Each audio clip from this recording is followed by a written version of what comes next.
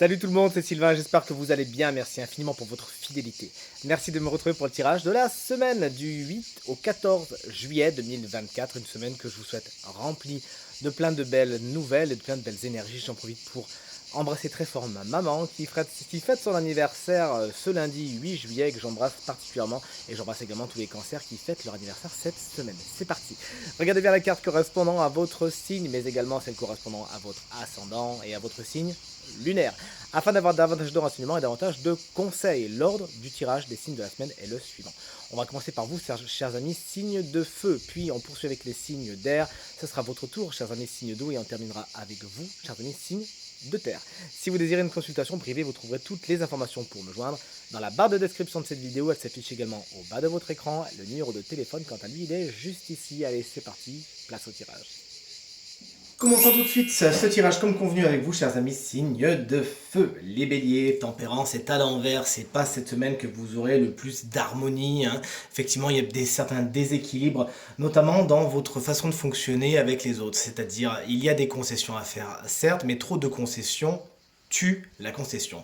Donc c'est bien effectivement de faire un pas vers les autres, c'est bien d'être compréhensif et bienveillant, mais n'allez pas non plus sacrifier et brader votre intégrité, vos envies et vos désirs. Il faut vraiment que ça aille donnant. Cette carte vous met également en garde cette semaine contre certains excès, excès de colère, excès de parole, excès peut-être au niveau de ce que vous mangez, de ce que vous buvez, et cherchez l'harmonie en tout, et notamment dans vos rapports avec les autres, puisque regardez, le rapport harmonieux, il est juste à côté de vous. Pour vous, chers amis, Lion, vous c'est le 2 de Pentacle, votre énergie principale pour cette semaine. C'est bien aspecté, vous savez gérer le quotidien d'une main de maître, vous savez être au four et au moulin et savoir récolter les fruits de tous les côtés. À l'instar du personnage de cette carte, vous savez jongler avec votre semaine d'une façon géniale, notamment au niveau du matériel et du financier où tout se passe bien cette semaine. Et chers amis Sagittaires, le chariot est à l'envers, c'est la carte générique du travail. Il pourrait donc y avoir quelques petites difficultés, quelques inattendu dans ce domaine cette semaine. Mais cette carte vous explique également que vous aurez tendance à vouloir foncer sans trop regarder où vous allez dans plusieurs domaines de votre quotidien. Il vous est conseillé de bien étudier la carte Michelin avant de prendre la route. Vous avez compris la métaphore bien sûr, et tout se passera pour le mieux. D'ailleurs, cette métaphore va aller jusqu'au concret, puisque cette carte vous explique également qu'il y a peut-être certains petits inattendus à attendre, justement, auxquels il faudra faire face au niveau de vos déplacements, de vos trajets. Si c'est par exemple sur la route des vacances, bon, c'est pas un fleuve tranquille, mais bon, quoi qu'il en soit, si vous le faites avec le sourire et que vous arrivez à destination et que vous mettez les pieds dans l'eau, tout le monde sera content. Allez, on enchaîne de suite avec les signes d'air. Chers amis Gémeaux, il y a des cycles qui passent difficilement, la roue de fortune étant inversée. On vous explique que passer d'une étape à une autre n'est pas vraiment évident cette semaine. Il faudra attendre certains ralentissements, certaines procrastinations. Bref, vous l'aurez compris, ce qui ne se fait pas cette semaine, ça sera certainement la semaine prochaine. Ne mettez pas les doigts dans l'engrenage, puisque là, effectivement, si les choses n'avancent pas, si l'étape suivante n'arrive pas comme vous l'auriez attendu, c'est qu'il y a des circonstances extérieures sur lesquelles vous n'avez absolument pas la mainmise sont à l'œuvre. Donc n'essayez pas encore une fois de mettre les mains dans le doigt, sinon vous risquerez de vous faire pincer très très fort. Quelques petits inattendus, quelques petits côtés malchanceux peuvent avoir lieu également cette semaine, mais rien de bien méchant. Chers amis Balance, la carte du 3 d'épée est à l'endroit. Ce n'est pas une carte très tendre, vous l'aurez compris. Toutes les imageries du tarot n'arrivent pas à faire l'économie d'une iconographie quelque peu sanglante, j'ai envie de vous dire. Puisqu'effectivement le 3 d'épée va traduire des peines et des chagrins, c'est les mots-clés associés à cette carte. Oui, mais ils sont nécessaires. Il y a de toute évidence des leçons que vous avez besoin de prendre, et puisque vous n'avez pas spécialement bien réagi jusqu'à maintenant, c'est des leçons qu'on a certainement essayé déjà de vous faire prendre dans le passé, et vous avez soit un petit peu ignoré le truc, ou un petit peu sous-estimé la chose, ou carrément passé à côté. Voilà, franchement, on va carrément vous faire quelques petites peines et chagrins cette semaine, mais c'est vraiment pour le meilleur, c'est pour vous faire passer sur un chemin sur lequel vous avez besoin de passer. Et enfin, chers amis et collègues, Verseau, le 8 de coupe, qui est une carte que j'adore, est à l'envers. Alors vous avez besoin de vous déplacer, vous avez besoin d'aller chercher bonheur ailleurs, mais vous avez tendance à freiner quand même, quelque chose vous retient. Vous savez que vous avez besoin d'aller voir ailleurs si vous y êtes. Vous savez que vous avez besoin de vous déplacer, d'aller chercher cette 8e coupe qui vous manque. C'est toujours très bien illustré dans les tarots que j'ai. Mais quelque chose vous retient 9 fois sur 10, et c'est mon intuition qui me fait penser à ça en plus, hein, c'est que c'est vous qui freinez des cas de fer. C'est vous qui mettez vous-même des boulets derrière vous. Allez, lâchez-vous la grappe.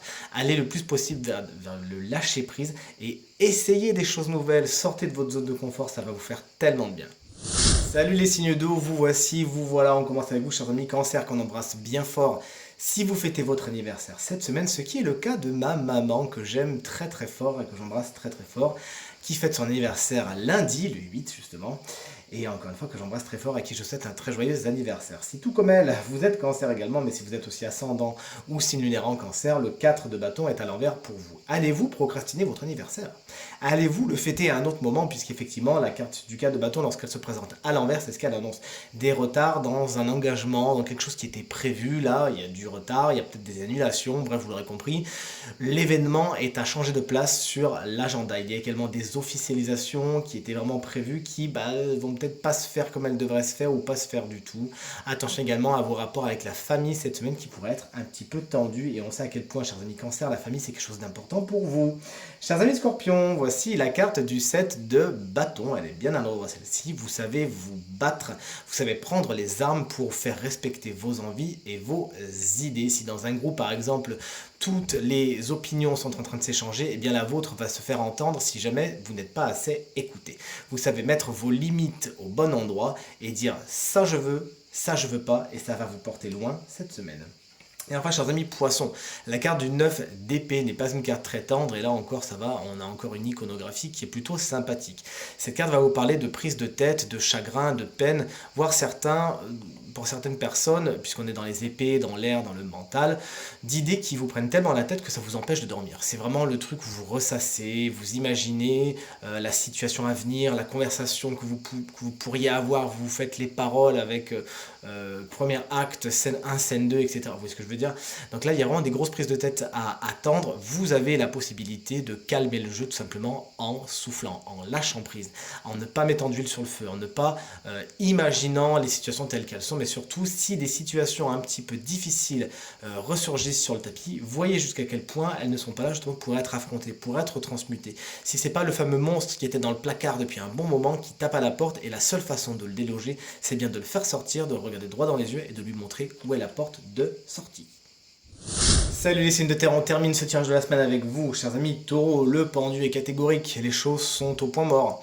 Vous n'avancez pas cette semaine, il y a un temps d'attente incompressible. Alors autant vous le dire, vous n'y pouvez absolument rien. À l'instar de ce personnage, comme vous le voyez, qui n'a pas vraiment le loisir d'agir comme elle voudrait, hein, vous aussi, vous êtes pieds et poings liés, ça peut occasionner pour certains taureaux certaines frustrations, alors que certains autres verront les choses d'un bon oeil, c'est-à-dire qu'ils en profiteront de ce temps incompressible, de cette pause, de ce blocage, hein, disons-le clairement, pour regarder les choses différemment et avoir une vue nouvelle vraiment sur la situation que vous traversez, afin de trouver de nouvelles idées qui sortiront un petit peu de votre zone de confort et qui vous feraient beaucoup de bien. Chers amis vierges, voici la carte du roi de Pentacle, elle est à l'envers. Alors le roi de Pentacle peut vous représenter puisque c'est le roi des signes de terre, mais effectivement à l'envers il représente certains déboires, hein, au niveau de votre vie matérielle et financière. Vous pourriez un petit peu mettre le focus un petit peu trop sur ce sujet, et ça aura peut-être tendance à occasionner de la frustration et peut-être même à attirer à vous le manque, si c'est une peur que vous activez, que vous nourrissez. Vous l'aurez compris, ce n'est vraiment pas ce que conseille le tarot, bien au contraire. Ce roi de Pentacle peut représenter un personnage signe de terre tout comme vous, à savoir taureau, vierge comme vous ou capricorne, qui sera un petit peu tyrannique avec vous, qui va vraiment exiger beaucoup de vous, qui va vraiment avoir tendance à tirer sur la corde, mais ça ne sera pas pour servir ses intérêts, ça sera surtout pour servir les siens. Et enfin, chers amis Capricorne, vous avez une carte de bâton, c'est le valet. Il est à l'envers, valet de bâton, avec ce joli renard rusé comme tout, qui représente bien l'énergie de ce valet de bâton. Lorsqu'elle est inversée, de deux choses d'une, soit vous vous enthousiasmez d'un coup pour quelque chose, ou pour quelqu'un même, mais ça retombe aussi vite que c'est venu, ou soit c'est pour une situation. Vous vous enthousiasmez pour quelque chose, et puis bon, oui, tout compte fait, non. C'est un petit peu le côté pétard mouillé. Mais effectivement, ce valet de bâton peut aussi représenter des situations dans lesquelles vous n'osez pas aller, vous n'avez pas envie, vous traînez, bref, vous n'y allez pas vraiment. Cette carte vous conseille tout simplement de bien analyser vos envies et vos désirs cette semaine afin d'aller vers celles qui vraiment vont être porteuses. Vous êtes un signe de terre, donc s'il vous plaît, mettez de la rigueur dans vos choix et tout se passera pour le mieux. Ça peut être aussi bien sûr un cheval de bâton, un personnage plus jeune que vous, souvent signe de feu, bélier, lion ou sagittaire, que vous devrez aussi peut-être un petit peu traîner comme un boulet cette semaine. Découvrons enfin quel est le signe chance de cette semaine qui bénéficiera d'une petite guidance supplémentaire. Et ce signe, c'est vous, chers amis bélier. Mais si vous êtes ascendant bélier ou si vous avez le bélier en signe lunaire, ça vous concerne également, ça faisait un petit moment. Une carte que j'adore, c'est la carte de la visualisation. Pratiquez-vous, chers amis bélier, la visualisation. Autant vous dire que si tel n'est pas le cas, on vous encourage immédiatement à le faire. Mais qu'est-ce que c'est que cette visualisation? C'est tout simplement la façon, en pleine conscience, dans une belle méditation, en pleine conscience, de projeter dans l'astral vos envies. Hein, puisque les fluctuations, les difficultés de la vie de tous les jours peuvent souvent vous faire agir par réaction, mais vous ne prenez pas vraiment le temps de cultiver une vision claire de ce que vous voulez. Vous êtes un petit peu trop la tête dans le guidon. Et pourtant, avec une petite pause, avec de la méditation, avec beaucoup d'ancrage, ne serait-ce que pas longtemps, hein, dans une journée, vous pouvez vraiment prendre le temps de préciser vos intentions, ce qui augmentera considérablement le taux de réussite de la chose. Tout simplement, vos pensées et vos sentiments influent sur vos actions et ça finit tout ça par créer vraiment votre réalité. Je vous assure, faites-le.